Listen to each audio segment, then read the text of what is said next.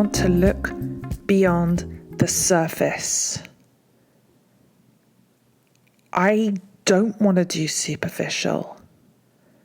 I want to go deep. And I say that, but what I've learned in life is to be really careful what you wish for.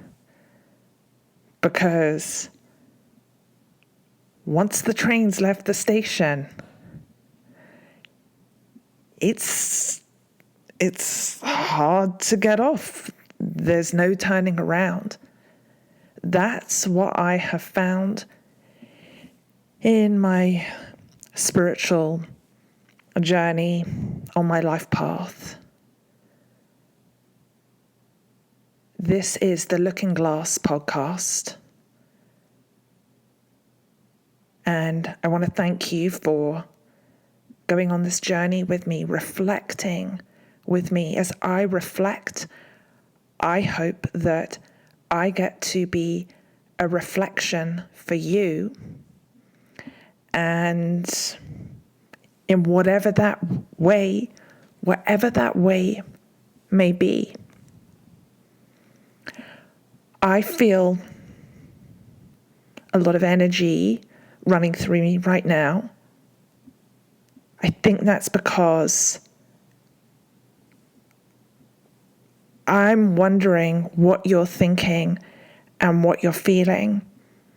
I'm wondering if you are going to judge what I'm going to say, if you're going to like what I say. And that reminds me of that expression, what other people think of me is none of my business. So when I did the introduction for The Looking Glass, this song came to mind, and I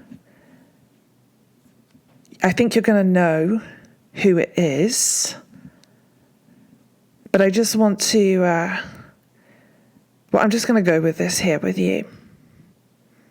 I'm just going to just see what happens. See, a lot of the time, I'll hear songs in my head from spirit because it's a way of communicating, of giving a message to me, to my soul, so that I can get my unevolved ego out of the way, so that I can step into that path of most joy, which some days I'm full steam ahead on that wonderful journey, and other days I really struggle. Mirrors on the ceiling, the pink champagne on ice, and she said, we are all just prisoners here of our own device. And in the master's chambers, they gathered for the feast. They stab it with their steely knives, but they just can't kill the beast. And 3 weeks ago today, I was in Las Vegas with my husband Nick, my son Dominic. We were visiting my dad at the Wynn Hotel up on the 53rd floor. And it was really cool. My dad and Dominic were playing chess with each other. And there were mirrors on the ceiling. There wasn't any pink champagne on ice. But it was really cool. It was really cool.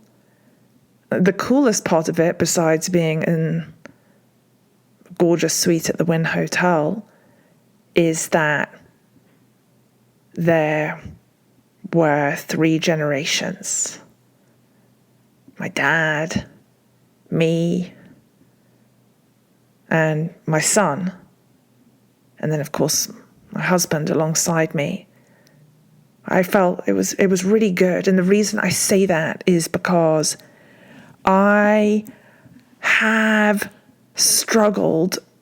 I had a story in my head for many years, and maybe I do to some extent still have that I was the black sheep of the family. the odd one out, and I just didn't fit in. I still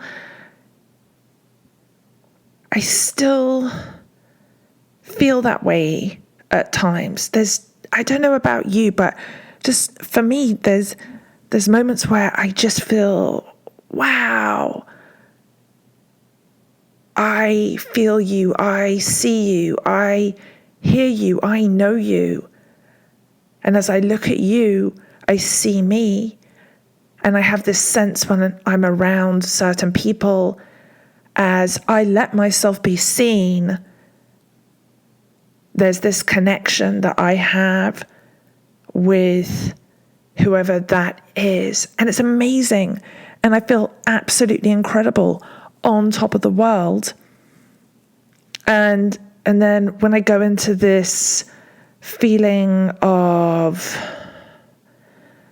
whatever it is, that where I don't belong and I am alone and I don't want to be seen, even though some part of me is saying, well, I want to be seen and I'm being ignored, but then I just want to go and retreat and hide, which is really weird.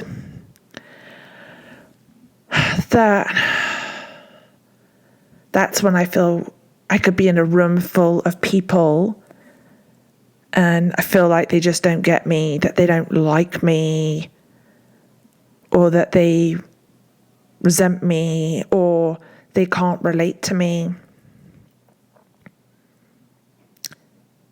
And so what are those people reflecting to me in that moment?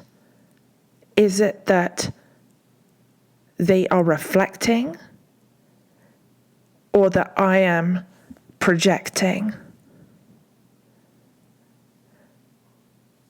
And I think it could be a bit of both. I think it depends on what mood I'm in. It really comes down to the way I am looking at things.